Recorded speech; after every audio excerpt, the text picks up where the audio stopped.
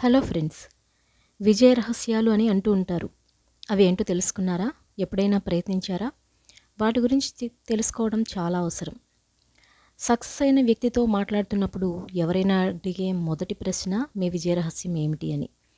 ఖచ్చితంగా విజయం సాధించేందుకు దగ్గరదారులుంటాయి. ఆ దగ్గరదారులే రహస్యాలు. దగ్గరదారులు అనగానే అడ్డదారుల్లో వెళ్ళిపోవడం అనుకోకండి.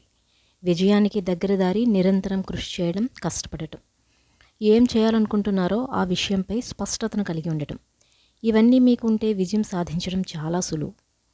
విజయం సాధించేందుకు ముందు కొన్ని విషయాలను మీరు దృష్టిలో పెట్టుకోవాలి. అందులో ముఖ్యమైనది, మీరు చేయబోయే పని గురించి ప్రతి ఒక్కరికి చెప్పకూడదు. అలా చెప్పడం వల్ల దానిపై అనేక మంది అనేక రకాల కామెంట్లు చేస్తారు.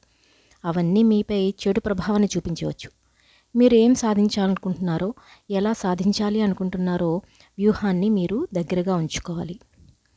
విజయం సాధిస్తారా లేదా అనే సందేహం, భయం వస్తే వెంటనే ఆ భయాన్ని చంపేయడానికి ప్రయత్నించండి. కానీ విజయం సాధించగలరా లేదా అని అనుమానం మాత్రం పెంచుకోకండి. భయం, అనుమానం ఎప్పుడూ చోటు చేసుకుంటాయి. అక్కడ విజయం దూరం అవుతుంది. విజయం సాధించడానికి ఒక మనిషికి కావాల్సింది స్పష్టత, తనపై తనకు విశ్వాసం. కానీ ఏ విషయంలో ఏం సాధించాలనుకుంటున్నాడు అనే విషయంపై స్పష్టత ఉంటే ఎన్ని అడ్డంకులు వచ్చినా కూడా తాను అనుకున్నది సాధించి తీరుతాడు. స్పష్టత లేనప్పుడు మీకు ఆత్మవిశ్వాసం అధికంగా ఉన్నా ఉపయోగం ఉండకపోవచ్చు. విజయం సాధించాలనుకున్న వ్యక్తి స్వార్థంగా ఉండాలి. స్వార్థం అంటే ఎదుటి వ్యక్తిని బాధ పెట్టేదిగా ఉండడం కాదు. విజయం సాధించి తీరాలన్న స్వార్థం ఉండాలి.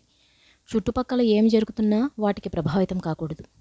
మీలో ఎప్పుడైతే విజయం స్వార్థం వస్తుందో అప్పుడు మీరు లక్ష్యం వైపు అడుగులు వేస్తారు. కానీ మీ స్వార్థం ఎప్పుడూ కూడా ఎదుటివారిని బాధ పెట్టకూడదు. అలా బాధపెట్టి సాధించే విజయం ఉపయోగం లేనిది. ఒక వ్యక్తి గొప్పవాడు అవ్వాలంటే అది పుట్టుక ద్వారా కాదు, తను చేసే పనుల ద్వారా అవుతాడు. విజయం సాధించాలనుకునే వ్యక్తి అడ్డదారులు తొక్కడం ద్వారా గొప్పవాడు కాలేడు. కేవలం సరైన పద్ధతిలో అనుకున్న లక్ష్యాన్ని చేరితేనే గొప్పవాడవుతాడు. ఆ ప్రయాణంలో మీరు ఎవరికి హాని కలిగే పనులు చేయకూడదు. ఎవరి జీవితాన్ని ప్రభావితం చేయకూడదు. మంచి మార్గంలోనే సాగుతూ ముందుకు వెళ్ళాలి.